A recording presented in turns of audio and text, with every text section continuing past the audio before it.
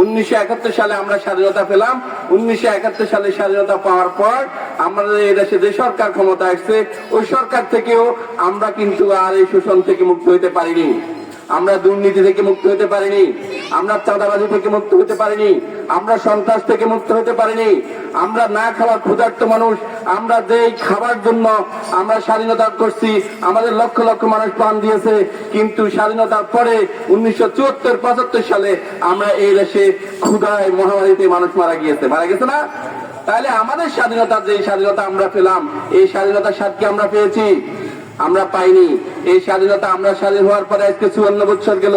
ওই 54 বছরে আপনি বলেন যে দরিদ্র, সে কি কখনো তার দরিদ্রতা থেকে উন্নতি লাভ করছে? যে দরিদ্র, সে দরিদ্র হয়েছে। আজকে আমরা অনেকবার নির্বাচন পেয়েছি, আমাদের নির্বাচনের পরে ক্ষমতা গ্রহণ করছে, যারা ক্ষমতা গ্রহণ করছে শুধু তাদেরই উন্নতি করছে। আমরা এর বাইরে, আমরা যারা ভোট দেই, যাদের আমাদের যে ভোটের মাধ্যমে তারা সরকার গঠন করে, আমাদের উন্নতি ঘটে না। আমরা দেখেছি শুধু ওদেরই উন্নতি হয়, আমরা দেখেছি কি ওদেরই উন্নতি হয়। তাহলে আমরা যদি এবারও তো আমাদের যেই আমরা এরপরে এর আগে 70 বছর আওয়ামী লীগ সরকার গেল, ওরা কেমন ভাবে আমাদেরকে শোষণ করলো, নিপীড়ন করলো, কারো কথা বলার অধিকার ছিল না, কারো টু শব্দ করার অধিকার ছিল না। একজন ব্যক্তি, সে ঢাকাতে আমরা দেখেছি, ওনার ধরেন করোনাকালে ওনার খাওয়ার সমস্যা, খেতে পারতেছে না, ওনার অভাব করতেছেন, অভাব উনি ফেসবুকে দিচ্ছেন কেন?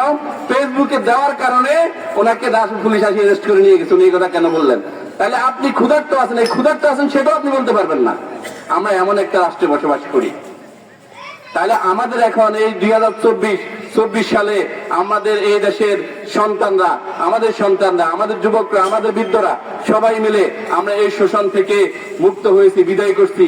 সেটা আমরা এমনিতে মুক্ত হয়ে যাই। আমাদের এখানে প্রায় 20,000 মানুষের হাত, পা, চোখের বিনিময়ে আমরা স্বাধীনতা পেয়েছি।